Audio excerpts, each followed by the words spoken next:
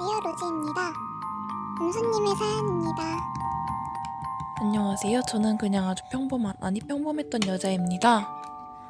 요즘 너무 힘들어요. 주변 사람들의 기대가 너무 커요. 쉽게 잃을 수 있는 저의 재능을 갑작스럽게 잃을까봐 너무 두려워요. 그런 친구들한테 말하면 야, 넌 그런 재능도 있잖아. 그런 것도 없는 나한테 그런 걸 말해야 하냐? 저도 친구가 그럴 수 있다고 생각을 해요. 근데 한 번쯤은 누가 제 이야기를 들어주었으면 좋겠어요. 항상 공부.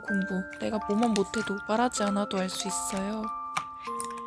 그럴 때마다 너무 힘들고 슬퍼요. 자해도 해봤어요. 처음에는 연필, 볼펜, 그 다음에는 샤프, 그 다음에는 커터칼까지 피가 나면 후련해져요. 그래서 멈출 수가 없어요.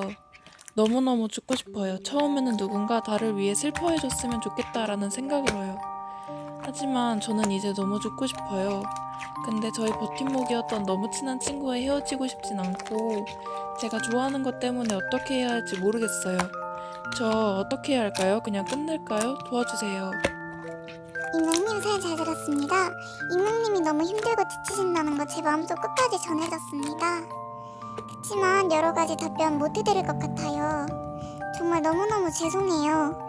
일단 염수님의 그런 부정적인 감정, 즉 죽고 싶다, 끝내고 싶다, 자해하고 싶다 이런 생각들을 줄이세요. 아니 그냥 생각하지 마세요.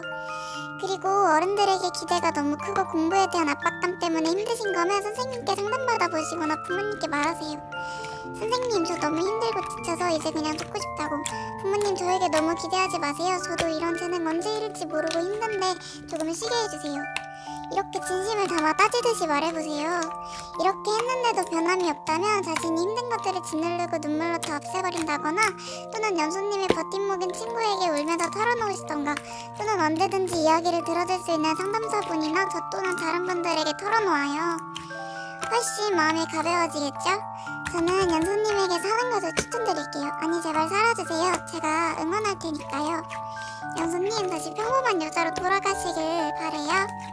사연 보내주신 양품님 정말 감사드립니다.